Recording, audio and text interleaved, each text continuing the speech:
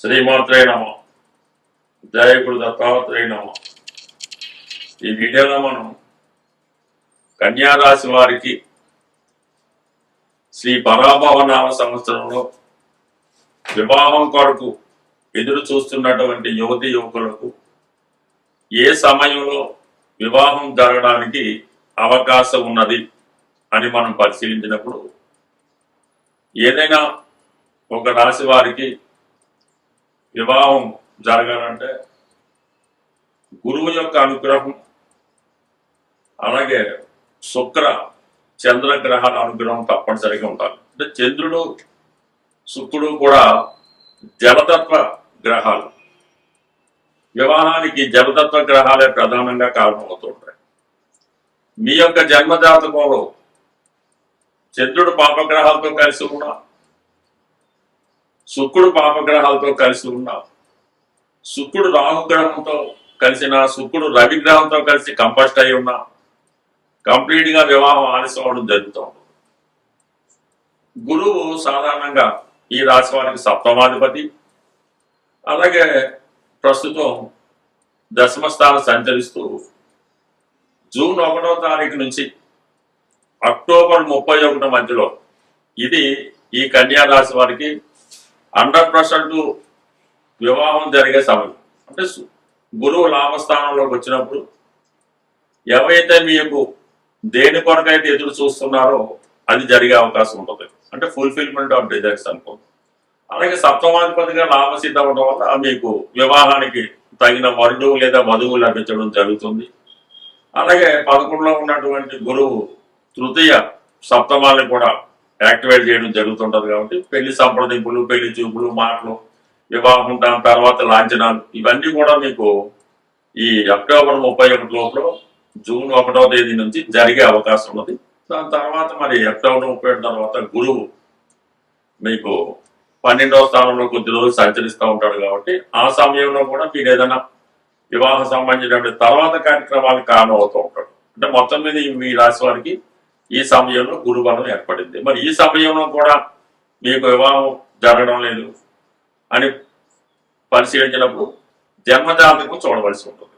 ముఖ్యంగా మీ జన్మజాతకంలో సప్తమ స్థానంలో శని, కుజ, రాహు, కేతు లాంటి పాపగ్రహాలు ఉన్నా, మీ యొక్క జన్మజాతకంలో సప్తమాధిపతి గురువు ఈ పాపగ్రహాలతో కలిసి ఉన్న, సప్తమ భావం అంటే మీనరాశి 2 పాపగ్రహాల మధ్య పడి ఉన్నా, అంటే ఒక పాపగ్రహం వేరొక పాపగ్రహం ఉన్నప్పుడు ఈ పాపకర్తారి యోగంలో సప్తమ భావం పడినా, గురువు పాపకర్తారి యోగంలో పడినా వివాహం ఎంత ప్రయత్నం చేసినా ఆలస్యం అవుతూ ఉంటుంది.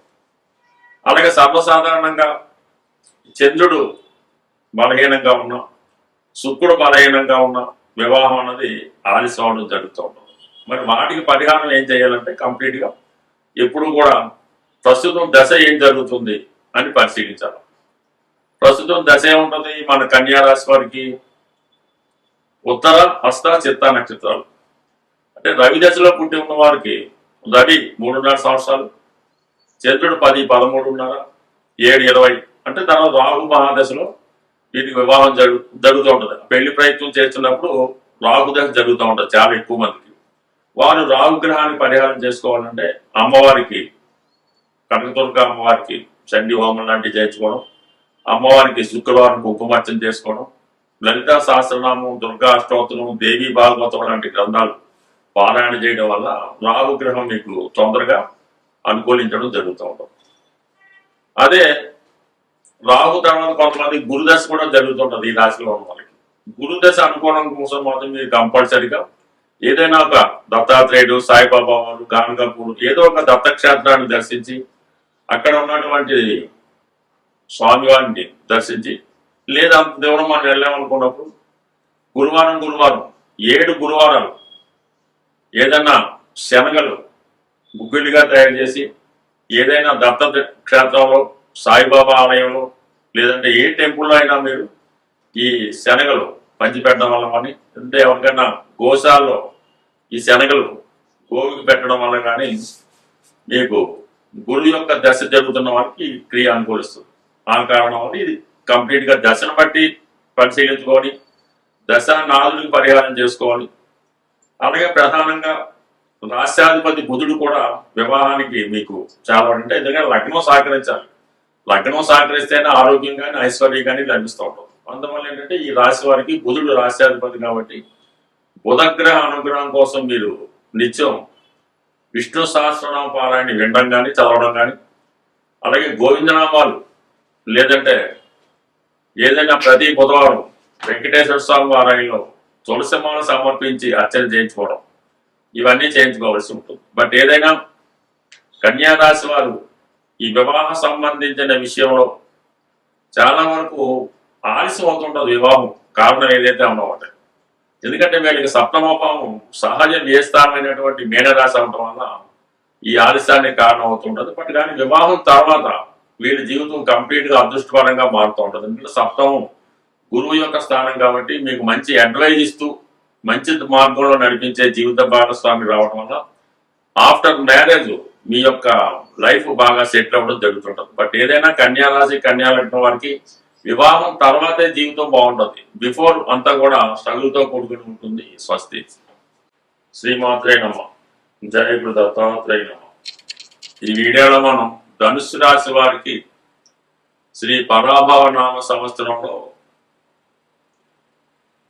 తొందరగా వివాహం జరగాలంటే ఏ సమయం అనుకూలిస్తుంది, ఏ గ్రహాలని పరిహారం చేసుకుంటే వివాహపరంగా ఉన్నటువంటి సమస్యలు పరిష్కారం అవుతాయన్నది ఈ వీడియోలో పరిశీలిద్దాం.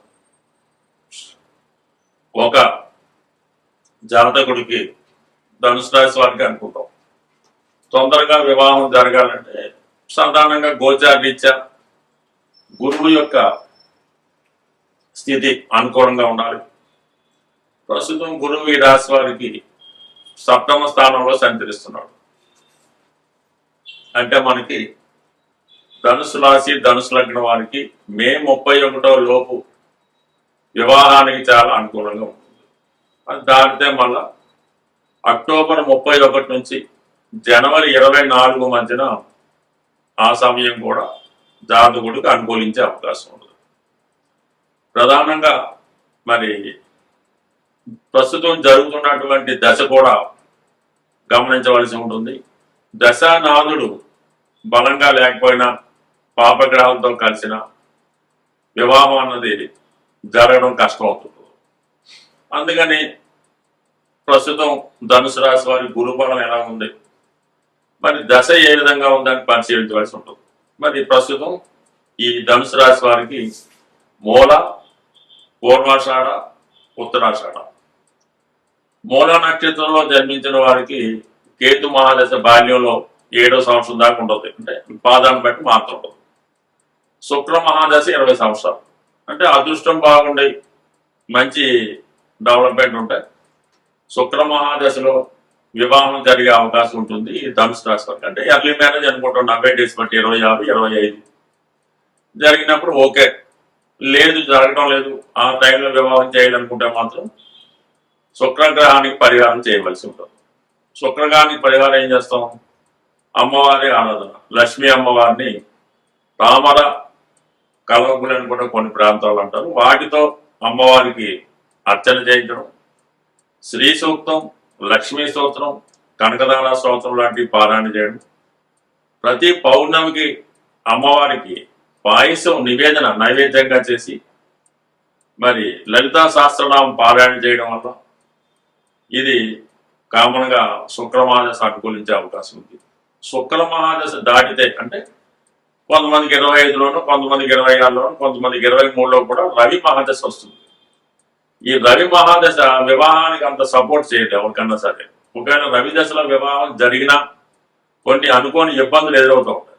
అందుకని రవి దశలో సాధారణంగా వివాహం చేయకుండా ఉంటేనే మంచిది. తప్పనిసరి పరిస్థితుల్లో చేసుకోవచ్చు రవి గ్రహానికి పరిహారం చేసి.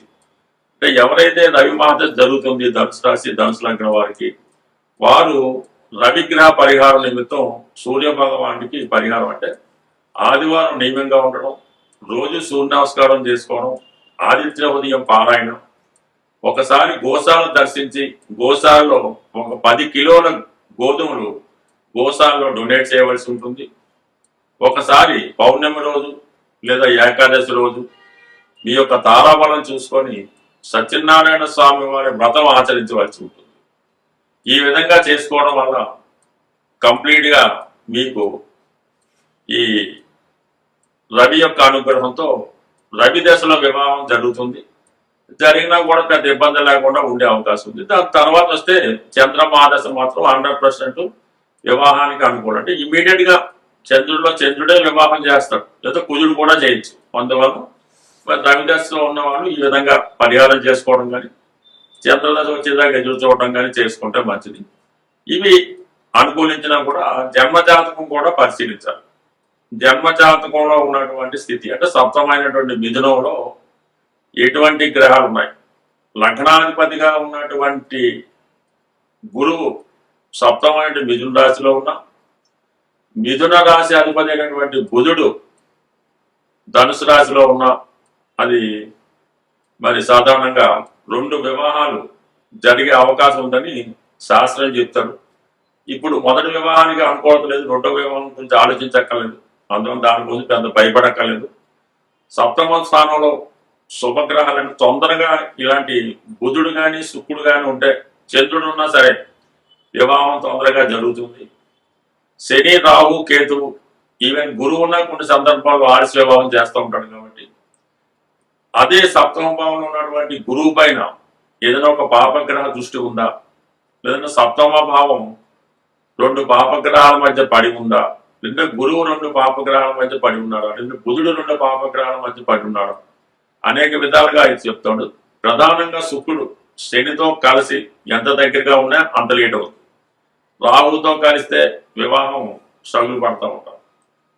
రవి శుక్రుడు కలిసి కంబస్ట్ అయినా వివాహం ఆలస్యం అవుతూ ఉంటుంది. ఇవన్నీ జాతక చక్రంలో ఉన్న పరిశీలించి ఏ గ్రహం వల్ల వివాహం ఆలస్యం అవుతుందో తెలుసుకొని ఆ గ్రహానికి పరిహారం చేసుకుంటే తొందరగా వివాహం జరుగుతుంది. బట్ ఏదైనా ధనుసు రాశి వారికి వివాహం ద్వారా ఒక మంచి చలాకి అందమైనటువంటి తెలివైనటువంటి భార్య రావడం జరుగుతుంది. వివాహం తర్వాత జాతకుడు జీవితంలో చాలా అభివృద్ధి చెందడం జరుగుతూ ఉంటుంది. స్వస్తి.